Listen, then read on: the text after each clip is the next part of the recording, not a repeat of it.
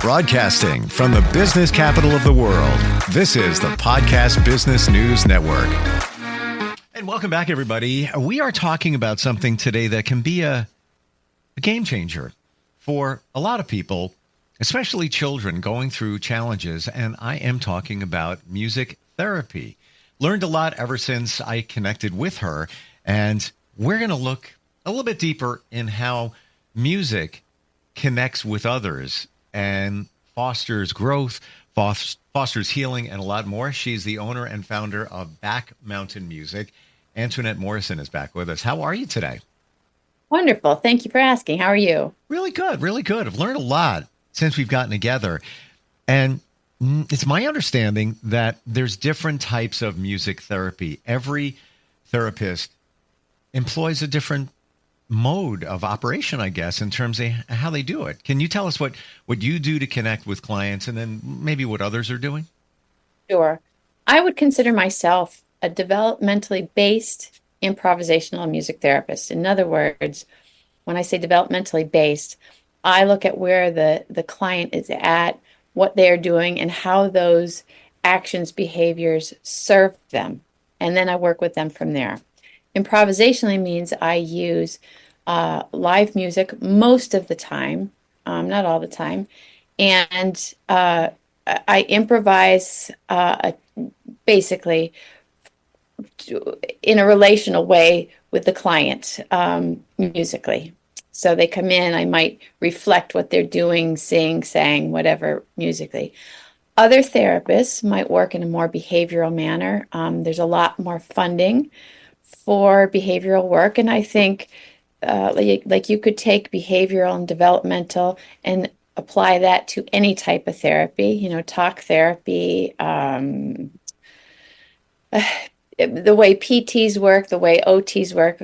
Most people, because of funding, I think, are probably more behaviorally based, and that looks more at behaviors and trying to eliminate or we use the word in our field, the compliance, a lot. So it's viewing the client in a different way.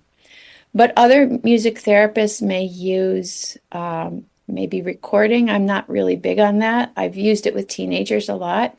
Or may do something called guided imagery. I don't do that. But there's different manners of working in music therapy.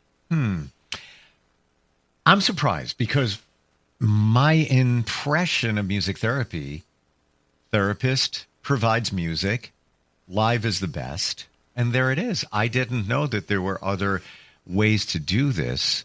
I could see maybe a little recorded, but in my mind, it's not the same. You're not having that interaction. You're not having that spontaneity. When you're playing piano, guitar, whatever it is, you can change on a dime. You can, move things around. You can read the client and adapt, whereby, you press a button and play something.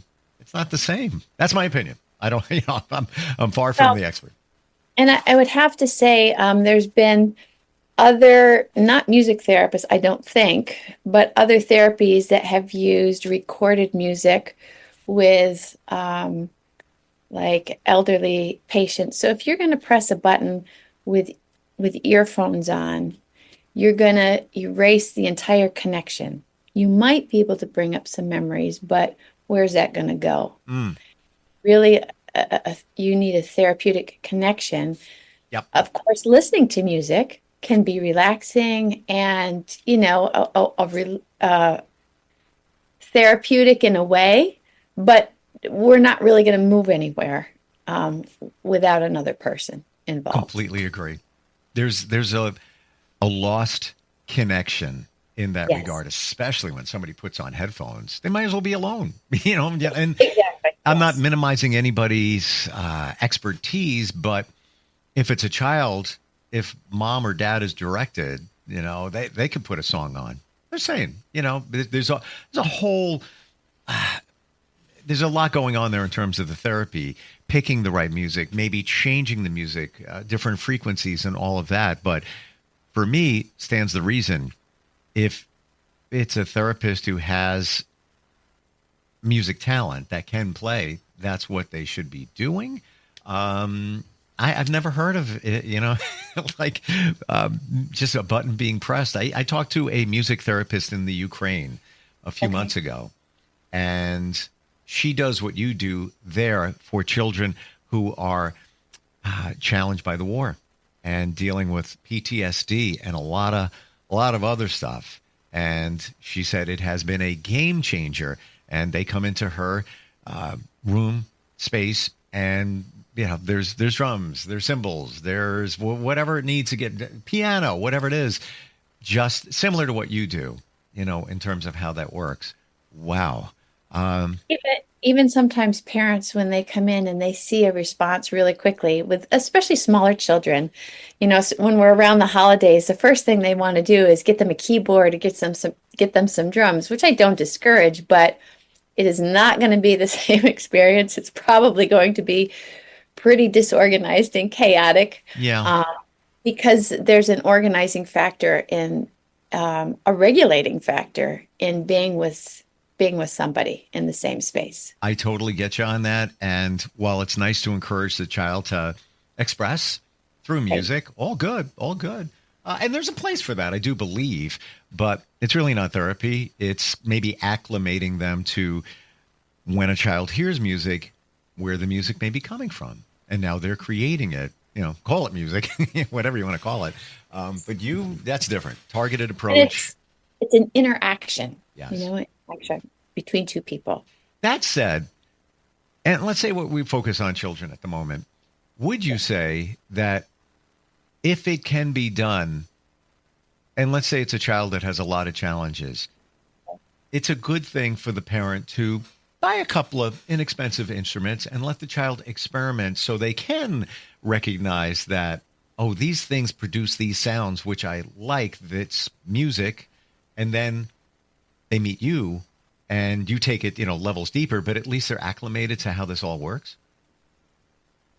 Um, I guess it would depend on what the parent's expectation was, because I think with a child with a lot of challenges, they might not even recognize what it is that they've got or what they can do with it. And um, if they're interested in the instruments, that's fine. Um, but they might not even be interested without another person Mm. responding. I don't think it can be. I don't think it would be a detriment, but it would depend on the parents' expectation, I think, of Mm. what would happen. Yeah. And minimal expectations is where I'm thinking here. Okay. More so just to, if possible, have the child realize that these things make sounds. And when they meet you, you're making more sounds.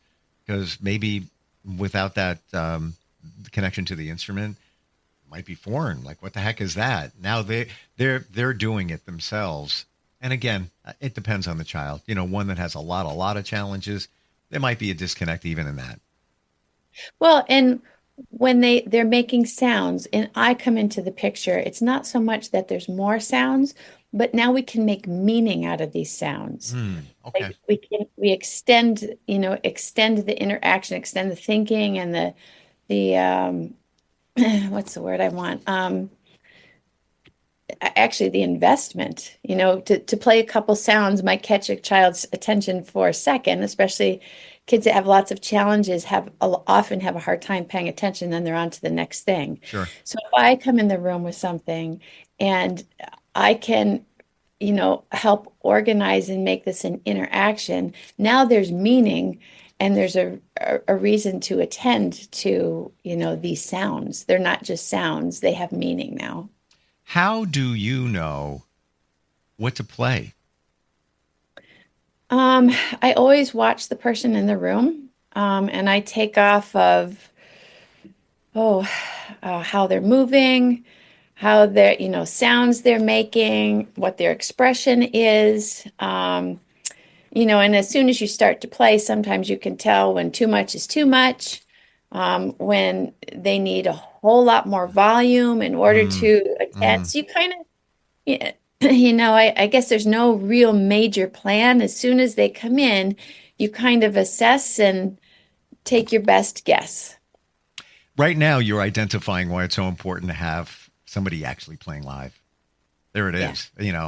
Raised just by hitting a key or three, you've raised the volume. You've raised call it the attack of the song. Sometimes Yeah. maybe, again, I'm just viewing this, just flying over the bleachers, but you can also soften the attack on the keys, i.e. piano and all of that. You can do so much with the intensity of Yes. what's going on, and that Yes. has a huge effect. Hmm. It's almost if you're driving your car on a road with a lot of potholes and speed bumps, and you have to know where to go and navigate slowly over them. It can be a delicate balance, as you read the child and what they need, and how to approach. You may have a child that loves the sound, play loud, let's have fun. Maybe they're less challenged than maybe another child, but it seems either way you look at it, it's a delicate balance. You're reading them the entire time. You're tapped into them. And what's interesting is you're talking about sounds. Some children, if they're making loud banging sounds, they're having a blast. But if you're the one making the loud sounds, it is way too much because they have control.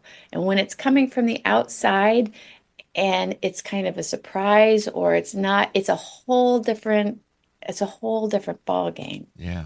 Wow. All the more reason why you need somebody playing live. I'm not minimizing anybody. Everybody's got a different approach. If it works, that's fantastic. But in my eyes, it has to be performed live to really get the most impact to help a child. My own personal opinion on that is I find I have the greatest effect working that way. I would I've worked, imagine. I have to say, I've worked with teenagers before, and when they've got music that they like, even if you do it exactly the same way as the artist, your voice is not the same as the artist, and they want to hear what they want to hear. Fair To me, enough. that's a different scenario, you It's know? a difference. If they're aware and cognizant of those types of songs, Right. And they have meaning to them already they before you enter the picture. different different aspect. Yes. Right. I totally have you. My daughter is very specific in what she listens to. And I allow her to. She'll get in the car, she'll put on whatever she wants. Um, within reason, within lyrics. I'm open. I hear everything, and then Sure. I don't make any judgments or whatever. She is going to be 17 in a couple of weeks, so I'm good with that. But to your point, as a teenager, she's not digging my music. As you're mentioning that when my kids were teens, they know my taste, and their taste was not my taste. And they'd put something on in the car and they'd say to me, Mom, I know you're not going to like this, but I want you to listen to this. And what they would explain to me what they were listening to it changed my perspective on the music. It wouldn't be something I would gravitate to, but I knew what they were listening to, what was attracting them. And it's different with everybody. 100%. And just brought back a memory, usually, and then a recent one, that my daughter will listen to, today's rap music, Drake, whatever it might be. Again, I'll listen to it. I'm good for the most part with what she listens to. Then she got in recently in the car, and then she started playing Tears for Fears. Everybody Wants to Rule the World. And I'm like, you like that song? And then, shortly thereafter, it was a song that came out in the 80s as well, Crowded House, Don't Dream It's Over. And it's kind of a very acoustic feeling, melancholy type song. It was a hit. It was a top 5 hit. Like 1986, somewhere around there. And I'm like, that is such a good song. And she was into it. I have found now I personally don't work in the schools anymore, but when I did, when I was working with teenagers, it would start off with that big, rap type, fairly aggressive kind of sounding music, rap or headband. And as the relationship continued, over time, I would find out that no, they do have tastes in more mellow music and older music, but they don't reveal that at the start. Not for quite. Yes. It's almost as if they don't want to admit that it's cool. Yeah.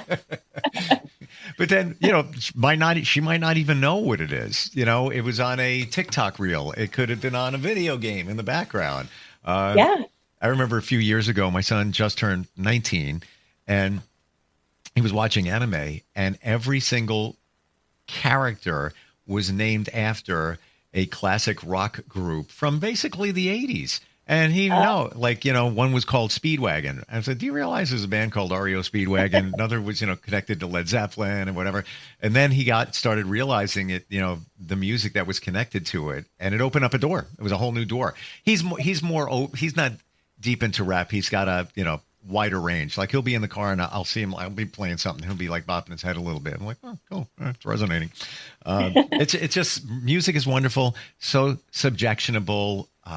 There's so much there, from the lyrics to the music, to the frequency, to the beat. What do you want people to know in general about music therapy that maybe we haven't even touched upon? I think if I could make a really general statement, I think it's very universal. And it can be very non-threatening, where I think when it comes to either sensory issues or even traumas, sometimes just approaching, the fear is just overwhelmed. And so music can be a way of getting there, relating, and getting there safely, on that person's terms. Gotcha. Yeah. Universal is such a wonderful word. And it really came clear for me when I started hearing songs from other countries, and I can't hear the lyrics, but I'm getting something from the song, whether it's the beat, whether it's the energy, whether it's the intent, whatever it might be. I find it connecting with me, and I kind of like that I don't know what they're saying. It's a whole different way to experience music, I guess. You cannot, if you were in the same room as the person, especially if you could see them, you would probably get the general message without knowing what they're saying. It's funny, our personal tastes. Do you ever, analyze you personally, what you like in terms of music, and why it might be resonating with you? I still try to figure that out. Yeah. I think personally a lot has to do with what I was exposed to early on, and some with my my biology, the way I'm kind of a mellow person anyways.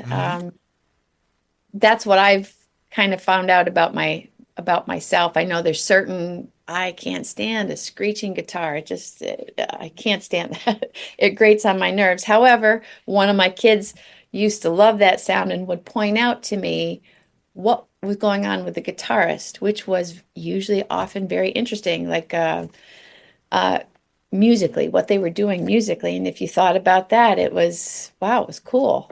I wouldn't gravitate towards it probably on my own, but thinking about it differently. I hear you. And for me, it's that guitar is like something riding on a wave. You have the rest of the song, the beat, everything else. That guitar should be riding with it instead of like standing above it in terms of standing out. That's everybody's different. That would work. Right. And I love reggae. It never gets old for me. And yes, when I was younger and still do, love a tropical vibe and all of that. But I feel that's not just it. And I don't know why you could put anything on and be like, yeah, it's cool. I don't care what it is, but I haven't figured it out. I don't know if it's the energy, maybe? I think so. And I think I'm more open to the energy now and what energy is all around us and how it's placed in music. And then, I look back to, Bob Marley, and they were talking about good vibrations, positive vibration, one of his songs from the 70s. Yeah. And I don't know what that meant, be good, positive. Yeah, positive. No, he's talking about the vibration you put into it and the positivity, i.e. the energy. And they were talking about it then. So, I don't know, maybe that's it.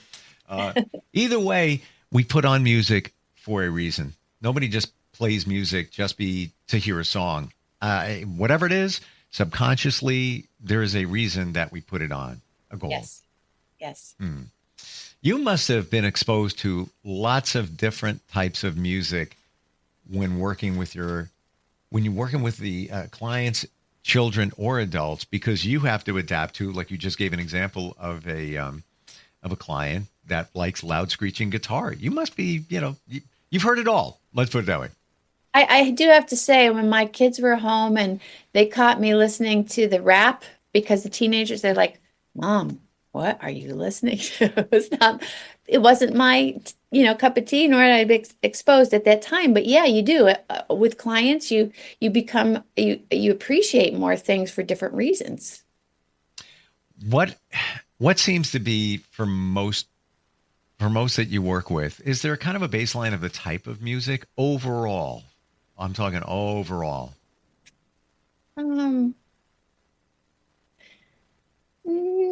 I can't say that there's a real baseline. I'm sure that due to my own abilities and my own tastes, I probably have more. I'm not as diverse, maybe on my own, as the clients, but I can't say that there's any one. I know that with a lot of the small children, anything familiar that has a familiar tune feels good because they know it. Even if they don't know the words, they've heard it somewhere.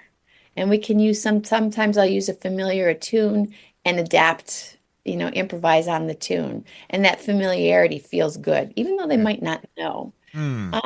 But I can't say that there's any one type, or I think everybody's different and they listen to different things. I know as I've worked more and more over the years with sensory issues, I listen to sounds differently. I listen to music differently. I pick up things differently than I used to. When you say, final question here, when you say familiar, are we talking, again, it depends on the person you're working with, but could familiar be the happy birthday song? And then you kind of play and riff on that because it's got that comfortable, they know it. Right. Everybody knows it. Yeah. Okay. Yep. Yeah. Do you change the lyrics? Do you mess around like that? Oh yeah. Okay, Yes. cool. Wow. I actually, just a session before here, I was counting to the ABCs. It's amazing how this works. It really is. And the progress you see in the patients that you work with, or the clients, you make a connection, and maybe there hasn't been a lot of connection there. Yeah. Wow. Fascinating. And got to be rewarding. It's got to make you feel good. If it's got to, because there's not the funding for music therapy in PA. There's not funding for developmental work, but myself and the girls that work for me just love what we do. Yeah. Well, as challenging as it can be in many regards, that you're making a difference. Yes. Love it. Yeah.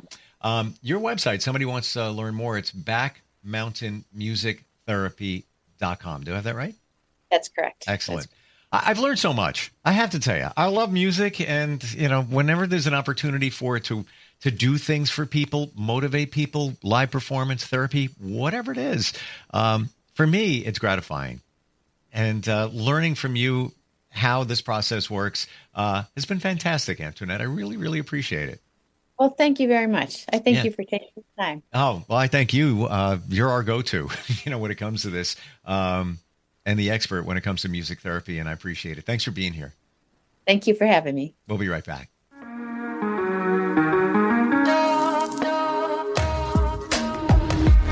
Broadcasting from the business capital of the world, this is the Podcast Business News Network. Hi, this is Terry Crews, actor, former football player, game show host, father of 5, and all-around big dude. I'm also an expert on drama. I know all kinds of drama. There's the good kind that comes with having a house full of kids. There's the bad kind, like season-ending injuries. There's the necessary kind, like having an agent in Hollywood. And there's silly drama, like the drama around my percolating pectorals. And then there's the drama you can skip. Skip the drama that comes with not having your high school diploma or equivalency. Find free adult education classes near you and finish your high school diploma. Visit finishyourdiploma.org. Or text diploma to 97779. Message and data rates may apply. Reply STOP to opt out. That's diploma to 97779. And leave the drama to actors like me. Brought to you by the Dollar General Literacy Foundation and the Ad Council.